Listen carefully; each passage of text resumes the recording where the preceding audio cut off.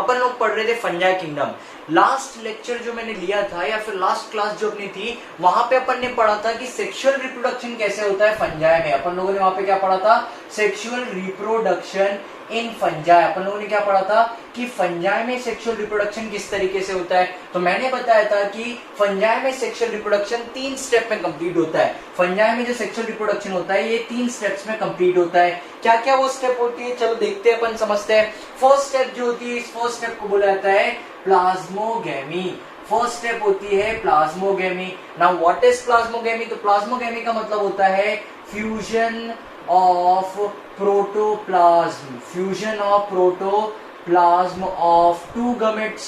वो जो 2 गमेट्स है, उन दोनों गमेट्स के क्या होंगे, प्रोटोप्लाज्म आपस में फ्यूज होंगे।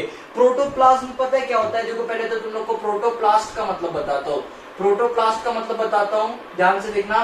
प्रोटोप्लास्ट का मतलब होता है अ सेल विदाउट सेल वॉल, अ सेल विदाउट सेल वॉल। एक ऐसी सेल जिसमें सेल वॉल प्रेजेंट नहीं है उसको बोला जाता है प्रोटोप्लास्ट। और प्रोटोप्लाज्म मतलब सेल के अंदर की सारी चीज। तो क्या हुआ, इधर ध्यान देंगे अपन लोग सभी लोग। तो क्या हुआ, सबसे पहला पॉइंट जो होता है सेक्सुअल रिप्रोडक्शन इन फंजाई में, तो क्या होता है, फर्स्ट स्टेप होता है प्लाज्मोगेमी। प्लाज्मोगेमी मतलब फ्यूजन ऑफ प्रोटोप्लाज्म। प्रोटोप्लाज्म के बदले तुम लोग साइटोप्लाज्म भी बोल सकते हो। 2 गमेट्स के आपस में क्या होते हैं, साइटोप्लाज्म आपस में फ्यूज होते हैं। चलो तो अपन देखेंगे, ये एक गमेट हो गया, फिर ये दूसरा गमेट हो गया। अब क्या होगा, तो ये उसका न्यूक्लियस है, मैंने लिख दिया ये न्यूक्लियस है। और ये क्या है, तो यहाँ पे प्रेजेंट है साइटोप्लाज्म। तो ये मेरे पास 2 गमेट है, एक गमेट ये है, एक गमेट वो है। और ये बीच में जो प्रेजेंट है इसको अपन ने बोला है न्यूक्लियस, और इसके अंदर एक मैट्रिक्स प्रेजेंट है जिसको बोला जाता है साइटोप्लाज्म। तो ये 2 गमेट आपस में पहले क्या करते हैं, सबसे पहले ये दोनों गमेट आपस में फ्यूजन करते हैं जिसको बोला जाता है प्लाज्मोगेमी। प्लाज्मोगेमी, इनके प्रोटोप्लाज्म आपस में फ्यूजन करते हैं तो एक ऐसा सेल बन जाता है, एक बड़ा सा सेल बन जाता है। और एक ऐसा सेल बन जाता है जिसमें कितने न्यूक्लियस हो जाएंगे, अब 2 न्यूक्लियस हो जाएंगे। एक न्यूक्लियस इस गमेट का और एक न्यूक्लियस इस गमेट का। तो मेरे पास कैसा सेल बन गया, मेरे पास एक ऐसा सेल बन गया जिसके अंदर 2 न्यूक्लियस प्रेजेंट है। तो एक ऐसा सेल जिसके अंदर 2 न्यूक्लियस प्रेजेंट है उसको बोला जाता है डायकैरियन। क्या बोला जाता है, डायकैरियन। डाई का मतलब होता है 2 और कैरियन का मतलब होता है न्यूक्लियस। तो व्हाट इज डाइकैरियन? तो मैं बोल सकता हूं कि a cell which contains 2 nucleus, a cell which contain 2 nucleus in it. तो डाइकैरियन क्या है, डाइकैरियन एक ऐसा सेल है जिसके अंदर क्या प्रेजेंट रहेगा, 2 न्यूक्लियस रहेगा। अब तुम लोग खुद ही लोग सोचो, एक गमेट ये है, दूसरा गमेट ये है। जब 2 गमेट आपस में आके फ्यूज हुए, जब 2 गमेट फ्यूज हुए तो इसका एक न्यूक्लियस है, इसका एक न्यूक्लियस है। तो ये 2 न्यूक्लियस प्रेजेंट है और दोनों का साइटोप्लाज्म आपस में फ्यूज हो गया। तो ये क्या हुआ, यहाँ पे मेरे को एक सेल मिल गया जिसको मैंने बोल दिया डाइकैरियन। एक ऐसा सेल है जिसमें क्या प्रेजेंट रहेंगे, एक ऐसा सेल जिसमें 2 न्यूक्लियस प्रेजेंट रहेंगे। अब क्या होगा, ये जो डाइकैरियन है इसमें अगली स्टेप होंगी। ये था तुम्हारा फर्स्ट स्टेप था प्लाज्मोगेमी। फर्स्ट स्टेप था प्लाज्मोगेमी जिसे बोला जाता है फ्यूजन ऑफ प्रोटोप्लाज्म या फिर इसको फ्यूजन ऑफ साइटोप्लाज्म भी बोला जाता है। चलो अब अगली स्टेप के बारे में बताता हूं तुम लोगों को। नेक्स्ट स्टेप जो होती है, नेक्स्ट स्टेप होती है, सेकंड स्टेप होती है कैरियोगेमी। सेकंड स्टेप होती है कैरियोगेमी। अब तुम लोग सोचोगे यार ये कैरियोगेमी मतलब क्या, तो कैरियोगेमी की डेफिनेशन बताता हूं मैं। कैरियोगेमी का मतलब होता है फ्यूजन ऑफ 2 न्यूक्लियस। मैं लिख दूंगा फ्यूजन ऑफ 2 न्यूक्लियस। जब 2 न्यूक्लियाई आपस में फ्यूज होते हैं तब इस टाइप के फ्यूजन को कैरियोगेमी बोला जाता है। तो ये देखो, ये एक न्यूक्लियस है, ये दूसरा न्यूक्लियस है। अब ये जो सेल है, इस सेल में क्या हो जाएगा, ये दोनों न्यूक्लियस आपस में फ्यूज हो जाएंगे और अब यहाँ पे बन जाएगा जाइगोट। ये बन गया जाइगोट।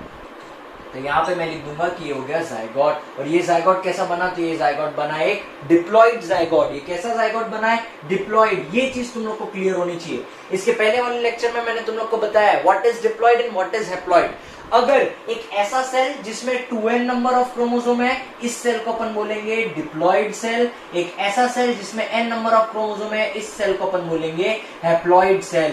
तो ये तुम लोग ध्यान रखोगे या फिर तुम्हारे दिमाग में रखोगे कि डिप्लॉइड सेल क्या होता है, हैप्लॉइड सेल क्या होता है। पहली चीज, अगर कोई मेरे से पूछे गमेट क्या है, गमेट हैप्लॉइड है या डिप्लॉइड है, गमेट में क्या प्रेजेंट रहता है, तो गमेट में मैं आंख बंद करके बोल दूंगा कि ये जो गमेट है, मैं लिख देता हूं कि ये क्या है, ये गमेट है। गमेट जो होता है ये हमेशा हैप्लॉइड होता है, वो चाहे कोई भी ऑर्गेनिज्म हो, इंसान हो, जानवर हो, फंजाई हो, या कोई भी ऑर्गेनिज्म हो या प्लांट हो, उनमें जो गमेट होंगे, गमेट जो रहता है जिसके कारण सेक्सुअल रिप्रोडक्शन, देखो जब भी पता है सेक्सुअल रिप्रोडक्शन की प्रोसेस बोले जाते हैं, या फिर जब भी अपन सेक्सुअल रिप्रोडक्शन के बारे में बात करते हैं तो सेक्सुअल रिप्रोडक्शन की डेफिनेशन पता है क्या होता है। सेक्सुअल रिप्रोडक्शन एक ऐसा रिप्रोडक्शन होता है जिसमें दो ऑर्गेनिज्म अपोजिट सेक्स के आपस में क्या करते हैं, उनके गमेट्स आपस में फ्यूजन करते हैं, और जब वो दो गमेट्स आपस में फ्यूजन करते हैं तब जाके जाइगोट की फॉर्मेशन होती है। तो सेक्सुअल रिप्रोडक्शन के बारे में जब अपन बात करते हैं तो यहाँ पे सबसे नेसेसरी चीज होती है गमेट, और ये गमेट कैसा होता है, ये गमेट हमेशा हैप्लॉइड होता है। हैप्लॉइड होता है ये गमेट, मतलब इसमें कम आधे क्रोमोसोम रहेंगे, सिर्फ हाफ नंबर ऑफ क्रोमोसोम रहेंगे। बट ये जो जाइगोट बनेगा, ये जाइगोट कैसा बनेगा, ये जाइगोट बनेगा डिप्लॉइड। क्यों डिप्लॉइड, क्योंकि देखो एक गमेट जिसमें n नंबर ऑफ क्रोमोसोम है, दूसरा गमेट जिसमें n नंबर ऑफ क्रोमोसोम है, दो गमेट आपस में मिल रहे हैं जिनमें n नंबर ऑफ क्रोमोसोम है। जब n प्लस n मिलेगा, यहाँ पे n प्लस n मिलेगा तो क्या बन जाएगा, यहाँ पे बन जाएगा 2n।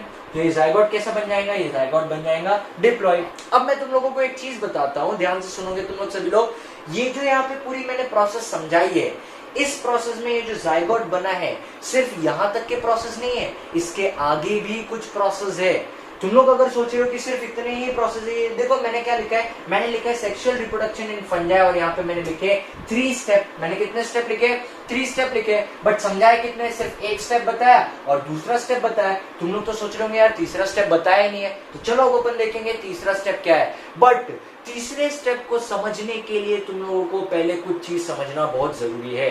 वो चीजें क्या है, चलो उसको समझते हैं अपन। चलो तो इसको मिटाता हूं मैं, और अपन आप थर्ड स्टेप पढ़ेंगे। चलो कुछ चीजें बताता हूँ, सभी लोग ध्यान देना और समझना। अब अगर मैं मान लो इंसान पे वापस आ जाता हूँ, ह्यूमंस पे वापस आ जाता हूँ। अगर मैं इंसान की बात करूँ, ह्यूमन की बात करूँ, तो पता है तुम लोग को एक चीज बता देता हूँ, इंसान जो होते हैं, इंसान एक डिप्लॉइड ऑर्गेनिज्म होते हैं। कैसे ऑर्गेनिज्म होते हैं, डिप्लॉइड ऑर्गेनिज्म होते हैं। क्यों ये डिप्लॉइड ऑर्गेनिज्म होते हैं, क्योंकि इनके पास 2n नंबर ऑफ क्रोमोसोम होते हैं, और ये 2n नंबर कितना होता है, ये होता है 46 नंबर ऑफ टोटल क्रोमोसोम। चलो तो मैंने क्या बोला है, ये पॉइंट तुम लोग सभी लोग याद रखोगे। मैंने फर्स्ट चीज बताई कि इंसान जो होते हैं कैसे ऑर्गेनिज्म होते हैं, डिप्लॉइड ऑर्गेनिज्म होते हैं। और डिप्लॉइड ऑर्गेनिज्म क्यों, क्योंकि इनके पास 2n नंबर ऑफ क्रोमोसोम होते हैं, और ये 2n नंबर कितना है, तो ये है 46। तो अपने पास टोटल नंबर ऑफ क्रोमोसोम कितना है, 46 नंबर ऑफ क्रोमोसोम है। अब अगर मैं बात करूं इंसान के गमेट की, अगर मैं बात करूं इंसान जो गमेट बनाता है, ये गमेट कैसा है, तो इंसान का जो गमेट होता है, ये गमेट होता है हैप्लॉइड। ये गमेट कैसा होता है, ये होता है हैप्लॉइड, क्योंकि इसके पास सिर्फ n नंबर ऑफ क्रोमोसोम होते हैं। इसका मतलब ये कि सिर्फ गमेट में पता है कितने नंबर ऑफ क्रोमोसोम रहते हैं, 23 नंबर ऑफ टोटल क्रोमोसोम रहते हैं। तो मैं लिख दूंगा 23 number of total chromosome is present in gamete. तो ये चीज तुम लोगों को पहले तो दिमाग में डाल लेनी है कि अगर मैं इंसानों की बात करूं तो हाँ, मेरी बॉडी जो है, मेरी बॉडी में जो सेल प्रेजेंट है, उस सेल में वो कैसा सेल है, डिप्लॉइड सेल है। मतलब टोटल नंबर ऑफ क्रोमोसोम कितने हैं, 46 है। बट जो इंसान की बॉडी ने जो गमेट बनाया है, ये गमेट कैसा है, ये हैप्लॉइड है। मतलब इसमें n नंबर ऑफ क्रोमोसोम है, और टोटल क्रोमोसोम कितने हैं, तो ये टोटल क्रोमोसोम है 23। ये चीज समझना बहुत जरूरी है, बहुत ज्यादा जरूरी। देखो जैसे मेल की बात करते हैं अपन, तो मेल ऑर्गेनिज्म में 46 क्रोमोसोम, बट मेल ऑर्गेनिज्म एक गमेट बनाता है जिसमें X क्रोमोसोम होता है, और एक गमेट बनाता है जिसमें Y क्रोमोसोम। तो ये जो गमेट है इसमें सिर्फ 23 नंबर ऑफ क्रोमोसोम है, और ये जो गमेट है इसमें भी सिर्फ क्या है, 23 नंबर ऑफ क्रोमोसोम है। ये बहुत इंपॉर्टेंट चीज है, ये याद रखोगे तुम लोग, ठीक है। पहली चीज मैंने बताया, चलो बहुत अच्छी बात है, समझिए तो बहुत अच्छी बात है। अब अपन आगे बढ़ते हैं और ध्यान से सुनते हैं, तुम लोग ध्यान से सुनना। ये तो मैंने बताया इंसानों का। अब अगर मैं बात करूं, ध्यान से सुनना, मैं क्या बात कर रहा हूं, ध्यान से सुनते जाना और समझते जाना, क्योंकि ये नई चीज है तुम लोगों के लिए। अगर मैं फंजाई की बात करूं तो पहले से ही तुम लोगों को बता देता हूं, फंजाई जो ऑर्गेनिज्म होता है, ये कैसा ऑर्गेनिज्म होता है, ये एक हैप्लॉइड ऑर्गेनिज्म होता है।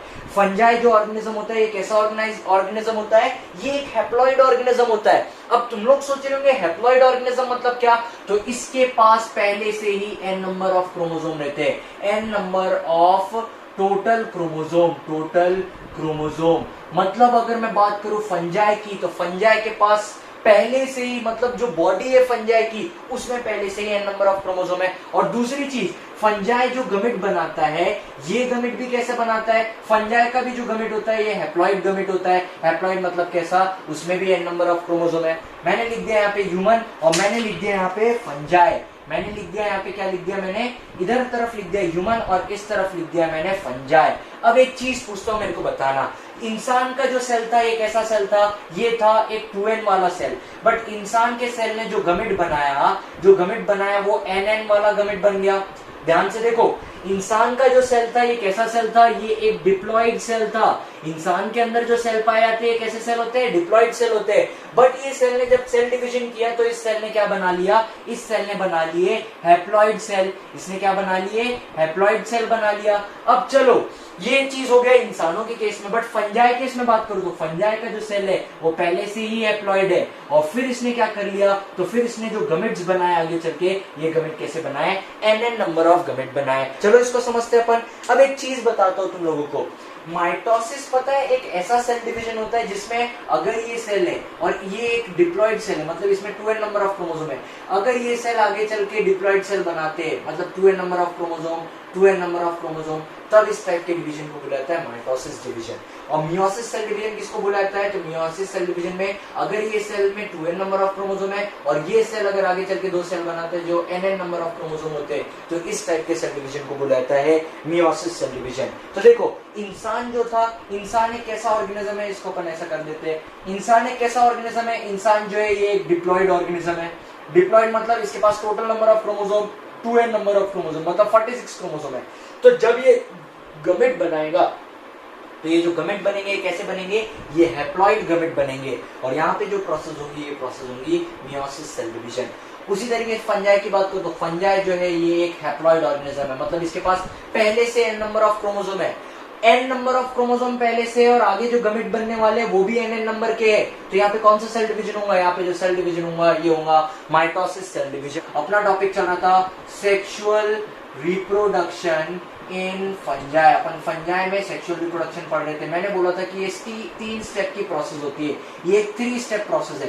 फर्स्ट स्टेप क्या है, तो फर्स्ट स्टेप को मैं बोल दूंगा प्लाज्मोगेमी, प्लाज्मोगेमी है मेरी फर्स्ट स्टेप। सेकंड स्टेप क्या है, तो सेकंड स्टेप को मैं बोल दूंगा कैरियोगेमी, सेकंड स्टेप होगी मेरी कैरियोगेमी। फर्स्ट स्टेप है प्लाज्मोगेमी, जिसको मैं बोलूंगा fusion of protoplasm, fusion of protoplasm.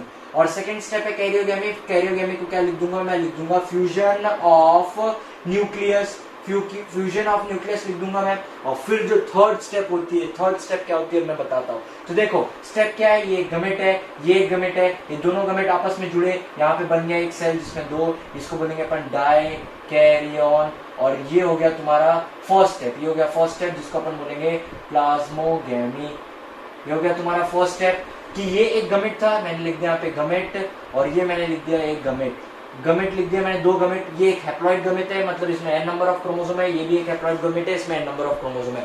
2 गमेट आपस में फ्यूज हुए, यहाँ पे डाइकैरियन की फॉर्मेशन हुई। अब क्या होगा, तो यहाँ पे सेकंड स्टेप होंगे और सेकंड स्टेप होंगी कैरियोगेमी। सेकंड स्टेप क्या होंगी, कैरियोगेमी, मतलब इसके अंदर का जो न्यूक्लियस है, ये न्यूक्लियस क्या हो जाएगा, ये न्यूक्लियस आपस में फ्यूज हो जाएगा और मेरा क्या बन जाएगा, मेरा बन जाएगा यहाँ पे जाइगोट।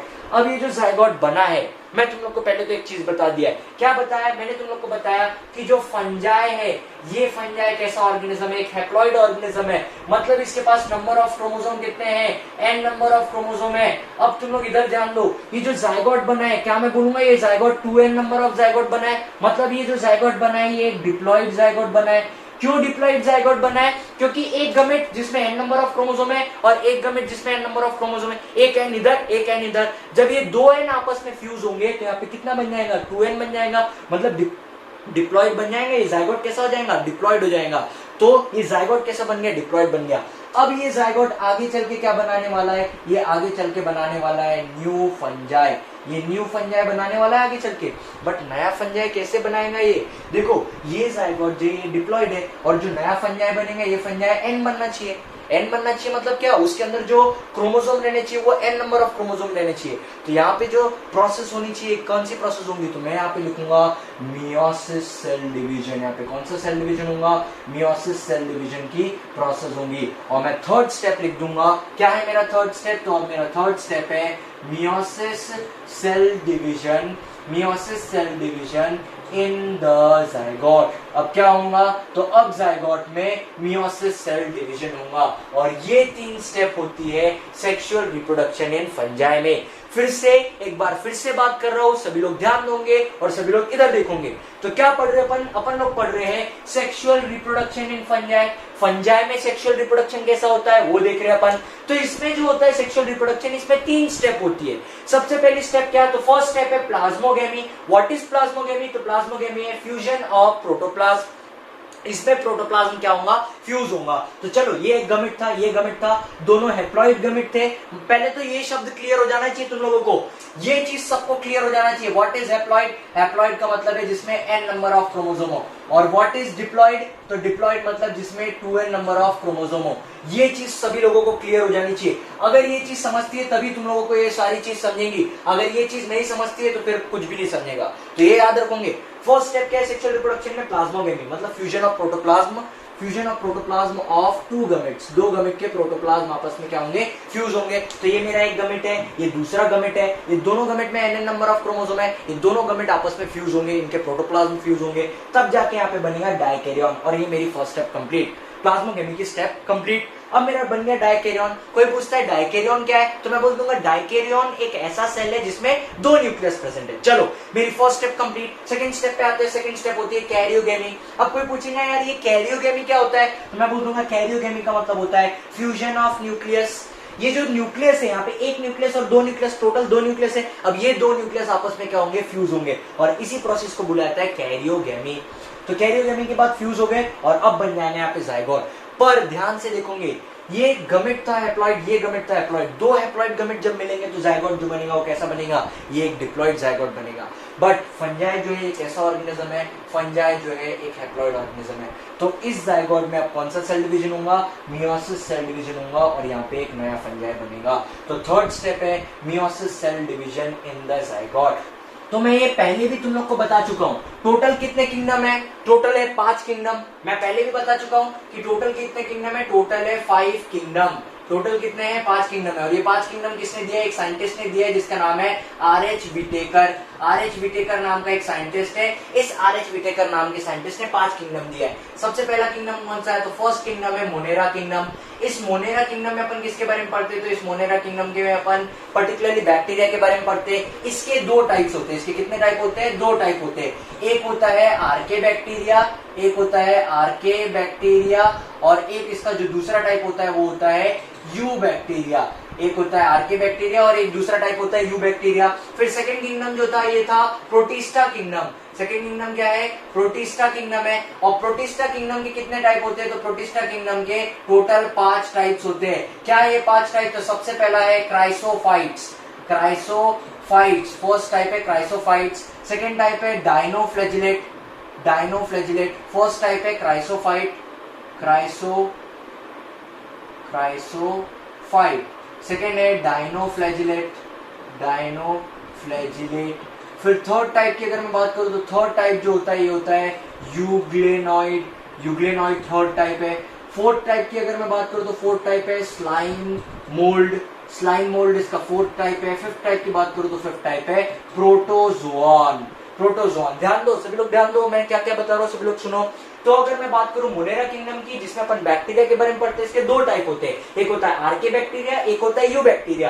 फिर अगर मैं बात करूं प्रोटिस्टा किंगडम की, तो प्रोटिस्टा किंगडम में क्राइसोफाइट्स होते हैं, डायनोफ्लैजिलेट्स होते हैं, यूग्लेनॉइड्स होते हैं, स्लाइम मोल्ड होते हैं और प्रोटोजोआन होते हैं। अब ये जो प्रोटोजोआन होता है इसमें भी 4 टाइप्स देखे जाते हैं। प्रोटोजोआन्स के भी 4 टाइप देखे जाते हैं। देखते हैं वो 4 टाइप क्या है। फर्स्ट टाइप जो होता है ये होता है सीलिएटेड प्रोटोजोआन। ये तो मैंने पढ़ाया भी है तुम लोगों को, सीलिएटेड प्रोटोजोआन। अगला टाइप जो होता है इसको बोला जाता है फ्लैजिलेटेड प्रोटोजोआन, फ्लैजिलेटेड प्रोटोजोआन। और फिर इसके बाद जो टाइप होता है ये होता है अमोइबॉइड प्रोटोजोआन, अमोइबॉइड प्रोटोजोआन। और फिर इसके बाद जो टाइप होता है इसको बोला जाता है स्पोरोजोन्स, तो ये हो गए पूरा अपना प्रोटिस्टा किंगडम। अब अपन लोग पढ़ रहे थे फंजाई किंगडम। अपन अब कौन सा किंगडम पढ़ रहे थे? Fungi kingdom. अब तुम लोगों को एक चीज बताता हूँ, इस फंजाई किंगडम में भी तुम लोगों को 4 टाइप्स पढ़ने हैं। इस फंजाई किंगडम में भी क्या पढ़ना है तुम लोगों को? 4 टाइप्स पढ़ने हैं। अब क्या क्या है ये 4 टाइप्स, चलो समझते हैं। तो सबसे पहला टाइप है फाइकोमाइसाइट्स। फाइकोमाइसाइट्स फर्स्ट टाइप है फाइकोमाइसाइट। सेकेंड टाइप है बेसिडियोमाइसाइट्स। फिर थर्ड टाइप है इसका डिटेरोमाइसाइट्स। और फोर्थ टाइप है इसका एस्कोमाइसाइट्स। चलो तो सभी लोग ध्यान दोगे। तुम लोग सभी लोगों के लिए एक इंपॉर्टेंट चीज बता देता हूं मैं कि हर किंगडम में क्या होता है, तो अलग अलग कैटेगरीज होती है। जैसे मोनेरा की बात करूं तो मोनेरा में बैक्टीरिया के बारे में पढ़ा जाता है और इसमें से 2 कैटेगरी होती है, एक होता है आर्के बैक्टीरिया और एक होता है यू बैक्टीरिया। उसी तरीके से अगर मैं बात करूं प्रोटिस्टा किंगडम की तो इसमें 5 कैटेगरी होती है, क्राइसोफाइट, डायनोफ्लैजिलेट, यूग्लेनाइट, स्लाइम मोल्ड और एक होता है प्रोटोजोआन। इस प्रोटोजोआन के भी 4 टाइप होते हैं, एक होता है ciliated protozoan, flagellated protozoan, amoeboid protozoan और एक होता है स्पोरोजोआन। अब अपन लोग पढ़ रहे हैं फंजाई किंगडम। और अगर मैं बात करूं फंजाई किंगडम की तो ध्यान देना सभी लोग, फंजाई किंगडम में 4 टाइप देखे जाते हैं। कौन से ये 4 टाइप होते हैं? तो एक होता है फाइकोमाइसाइट्स, एक होता है बेसिडियोमाइसाइट्स, एक होता है डिटेरोमाइसाइट्स और एक होता है एस्कोमाइसाइट्स। तो अब अपन क्या करेंगे, तो अब अपन ये चारों को एक एक करके पढ़ेंगे। अपन लोग यहाँ पे अब स्टार्ट कर रहे टाइप्स ऑफ फंजाई पढ़ना। और जो अपन सबसे पहला टाइप पढ़ रहे फंजाई का, इसका नाम है फाइकोमाइसाइट्स। तो सभी लोग ध्यान दोगे व्हाट इज फाइकोमाइसाइट्स। तो अपन पढ़ना स्टार्ट कर रहे हैं फाइकोमाइसाइट्स के बारे में। अगर मैं बात करूं फाइकोमाइसाइट्स की, तो फाइकोमाइसाइट्स जो होते हैं ये एक्वेटिक हैबिटाट में पाए जाते हैं। कहां पाए जाते हैं? एक्वेटिक हैबिटाट में पाए जाते हैं, मतलब पानी में पाए जाते हैं, पहली चीज। दूसरी चीज एंड ऑन डिकेइंग वुड, मतलब अगर कहीं पे भी एक लकड़ी का टुकड़ा सड़ रहा है या फिर खराब हो रहा है, ध्यान से सुनो, ये जो फाइकोमाइसाइट है ये एक ऐसे फंजाई है जो या तो पानी में पाए जाएंगे, एक्वेटिक हैबिटाट में पाए जाएंगे, या फिर डिकेइंग वुड में पाए जाएंगे। मतलब जहां पे कहीं पे भी एक लकड़ी का टुकड़ा खराब हो रहा है या सड़ रहा है वहां पे ये पाए जाएंगे। Decaying would in moist and damp area, इसका मतलब क्या? मतलब जहां पे नमी प्रेजेंट हो, जहां पे दलदल टाइप का एरिया हो, उस जगह पे ये फंजाई पाए जाते हैं। तो फर्स्ट पॉइंट तुम लोगों ने देख लिया। देखो पहले तो पता है क्या देखा, देखो कोई भी ऑर्गेनिज्म अपन पढ़ते हैं ना तो क्या क्या देखा जाता है कि वो ऑर्गेनिज्म कहाँ पाया जाता है, क्या खाता है, रिप्रोडक्शन कैसा करता है, उसका डेली प्रोसेस क्या है। जैसे इंसानों की बात करें तो इंसान को अपन बोलेंगे जमीन पे रहते हैं, क्योंकि इंसान अब सभी जगह पाए जाते हैं।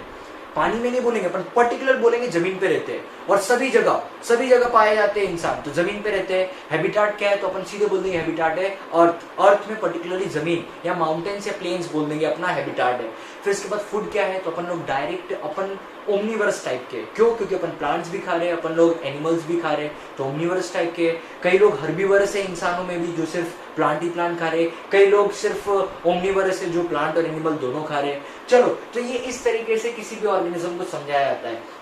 फाइकोमाइसाइट की बात करूं तो फाइकोमाइसाइट एक ऐसा फंजाई है जो एक्वेटिक हैबिटाट मतलब पानी में पाए जाते हैं, या फिर सड़े हुए लकड़ी पे पाए जाते हैं जो किसी मॉइस्ट एरिया में पाई जाती हो। सेकेंड चीज, अगर अपन इसके सेकेंड पॉइंट की तरफ अगर अपन बढ़े तो इसका सेकेंड पॉइंट है माइसीलियम। अब यहाँ पे एक शब्द आ गया माइसीलियम। चलो अब ये बहुत इंपॉर्टेंट शब्द है तुम लोगों से मेरा क्वेश्चन है, तुम लोगों को पता है, तुम लोग जितने भी बच्चे अभी जो नए बैच वाले हो, तुम लोग पता है मैं जो क्वेश्चन पूछता हूँ उसका आंसर नहीं देते हो यार। थोड़ा पढ़ लिया करो, जितना भी मैं पढ़ाता हूँ उसको एटलीस्ट पढ़ा करो। तो घर जाके थोड़ा बुक खोल के देख लिया करो, जो भी मैंने पढ़ा है वो बुक में देख लिया करो। तुम लोग क्या करते हो यार, पढ़ते नहीं हो। अब मैं पूछता हूँ माइसीलियम क्या है, कोई बता पाएगा? तो देखो मैं ही बताता हूँ, मेरे को नहीं लगता तुम लोग बताओगे या नहीं बताओगे। अगर मैं बात करूँ माइसीलियम की, तो तुम लोगों को मैंने बताया था कि अगर फंजाई है तो इस फंजाई में एक थ्रेड लाइक स्ट्रक्चर होता है, और इस थ्रेड लाइक स्ट्रक्चर को क्या बोला जाता है? इस थ्रेड लाइक स्ट्रक्चर को बोला जाता है हाइफे। और जब बहुत सारे हाइफे एक साथ होते हैं, जब बहुत सारे हाइफे एक साथ प्रेजेंट रहते हैं, तब ये जो पूरा स्ट्रक्चर बनता है, इस स्ट्रक्चर को बोला जाता है माइसीलियम। तो यहाँ पे अब बात कर रहे हैं ये लोग किसकी? ये लोग बात कर रहे हैं माइसीलियम की। तो अगर मैं बात करूं फाइकोमाइसाइट्स की माइसीलियम की, तो ये जो होता है ये होता है असेप्टेट माइसीलियम होता है, और होता है कोइनोसाइटिक। ये कैसा होता है, कोइनोसाइटिक होता है। कोइनोसाइटिक क्या है, तो चलो पहले तो तुम लोग को असेप्टेड और कोइनोसाइटिक के बारे में बता देता हूँ, सभी लोग ध्यान दोगे। तो क्या हुआ, ये जो फाइकोमाइसाइट है इनके पास जो माइसीलियम प्रेजेंट है ये असेप्टेड है। असेप्टेड का मतलब होता है कि अगर ये फंजाई है तो माइसीलियम जो है वो कंटिन्यूअस माइसीलियम है, मतलब एक दूसरे को क्रॉस नहीं कर रहे, कंटिन्यूअस माइसीलियम प्रेजेंट है, ये हो गया असेप्टेड का मतलब। और कोइनोसाइटिक का मतलब क्या है, तो कोइनोसाइटिक को मैं बोल सकता हूँ मल्टी न्यूक्लिएटेड। मल्टी न्यूक्लिएटेड मतलब इसमें एक से ज्यादा न्यूक्लियस पाया जाता है। तो मैंने क्या पढ़ा दिया तुम लोग को, सबसे पहली चीज इनके हैबिटेट के बारे में अपन देखा, और फिर अपन ने देखा कि इनमें माइसीलियम किस तरीके का पाया जाता है। तो इनमें माइसीलियम जो होता है ये असेप्टेड होता है, मतलब कंटिन्यू होता है, कंटिन्यूअस होता है, और इनमें जो हाइफे होता है ये माइसीलियम होता है, कैसा होता है, कोइनोसाइटिक होता है, मतलब मल्टी न्यूक्लिएटेड, एक से ज्यादा न्यूक्लियस उसमें प्रेजेंट रहते हैं। अब अगर अपन बात करें असेक्सुअल रिप्रोडक्शन की इनकी, तो इनमें जो असेक्सुअल रिप्रोडक्शन होता है, सब लोग ध्यान दोगे तुम लोग, तो इनमें जो असेक्सुअल रिप्रोडक्शन होता है, ये असेक्सुअल रिप्रोडक्शन में ये क्या करते हैं, तो ये लोग बनाते हैं स्पोर्स, स्पोर्स प्रोड्यूस करते हैं, दे प्रोड्यूस स्पोर्स। ये क्या प्रोड्यूस करते हैं, स्पोर्स प्रोड्यूस करते हैं। अब कौन से स्पोर प्रोड्यूस करते हैं तो देखते हैं अपन। फर्स्ट स्पोर जो ये प्रोड्यूस करते हैं ये होता है जूस्पोर्स, जूस्पोर, और जो अगला स्पोर ये प्रोड्यूस करते हैं इसको बोला जाता है एप्लानोस्पोर्स। अब ये जूस्पोर क्या है और एप्लानोस्पोर क्या है तो समझते हैं। जूस्पोर जो होते हैं ये होते हैं मोटाइल स्पोर, मोटाइल स्पोर, और ये जो एप्लानोस्पोर होते हैं ये होते हैं नॉन मोटाइल स्पोर। चलो तो इधर ध्यान दोगे तुम लोग सभी लोग। देखो तो अपन ने 2 पॉइंट पढ़ लिए इन लोगों का, इनके हैबिटेट पढ़ लिए, इनके माइसीलियम के बारे में पढ़ लिया। अब अपन बात करते हैं इन लोगों के रिप्रोडक्शन की। तो जब रिप्रोडक्शन के बारे में बात किया जाता है तो जो फाइकोमाइसाइट्स होते हैं असेक्सुअल रिप्रोडक्शन शो करते हैं। असेक्सुअल रिप्रोडक्शन में जब ये रिप्रोडक्शन करते हैं तो ये लोग क्या करते हैं, ये लोग स्पोर्स बनाते हैं। और तुम लोगों को अगर याद हो तो मैंने बताया है कि स्पोर्स कहाँ बनता है, स्पोर्स बनता है फ्रूटिंग बॉडी के अंदर। स्पोर कहाँ बनता है, तो स्पोर बनता है फ्रूटिंग बॉडी के अंदर। ये याद रखोगे तुम लोग, बहुत इंपॉर्टेंट है ये।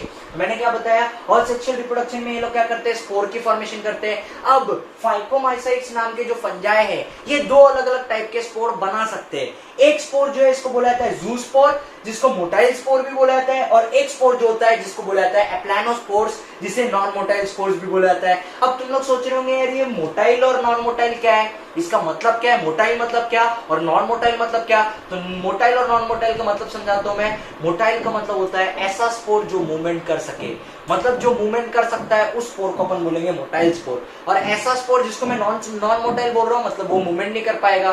तो ये इंपॉर्टेंट है, तुम लोग ध्यान दोगे, बहुत ज्यादा इंपॉर्टेंट है कि असेक्सुअल रिप्रोडक्शन में ये 2 अलग अलग टाइप के स्पोर्स बनाते हैं। एक स्पोर होता है जूस्पोर जिसे मोटाइल स्पोर बोला जाता है, और एक स्पोर होता है एप्लानोस्पोर जिसे नॉन मोटाइल स्पोर बोला जाता है। चलो तो ये 2 अलग अलग टाइप के स्पोर बनाते हैं। और सबसे इंपॉर्टेंट चीज बताता हूं मैं, ये जो 2 स्पोर बनते हैं ना, ये दोनों के दोनों स्पोर फ्रूटिंग बॉडी के अंदर बनते हैं। तो मैं लिख दूंगा, मैं यहाँ पे ऐसा करके लिख देता हूं, ऐसा लिख देता हूं, ध्यान से देखना, मैं लिख दूंगा both these spores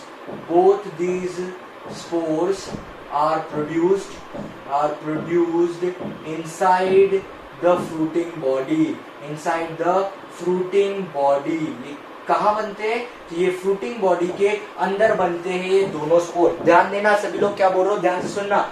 मैंने बोला कि असेक्सुअल रिप्रोडक्शन के वक्त ये स्पोर बनाते हैं। ये जो स्पोर बनता है ये जूस्पोर होता है या तो एप्लानोस्पोर होता है। जूस्पोर जो होता है ये मोटाइल स्पोर है, मतलब मूवमेंट कर पाता है, और एप्लानोस्पोर जो है नॉन मोटाइल स्पोर होता है, ये मूवमेंट नहीं कर पाता है। अब ये जो दोनों के दोनों स्पोर है कहाँ बनते हैं, फ्रूटिंग बॉडी के अंदर बनते हैं। ये बहुत इंपॉर्टेंट है।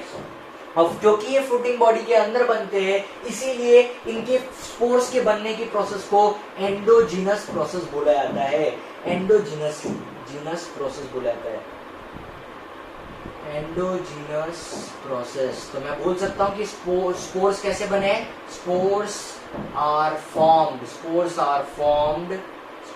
Formed by endogenous process. तो मैंने यहाँ पे लिख दिया कि स्पोर कैसे बने, तो स्पोर बने हैं एंडोजीनस प्रोसेस से। अब ये एंडोजीनस प्रोसेस क्या है, तो मैंने लिखा है कि जो जूस्पोर है, एप्लानोस्पोर है, ये कहाँ बनते हैं, फ्रूटिंग बॉडी के अंदर बनते हैं। किसके अंदर बनते हैं, फ्रूटिंग बॉडी के अंदर बनते हैं। अब मैं तुम लोग को 2 शब्द का मतलब बताता हूँ। एक शब्द है एक्सोजीनस और एक शब्द है एंडोजीनस।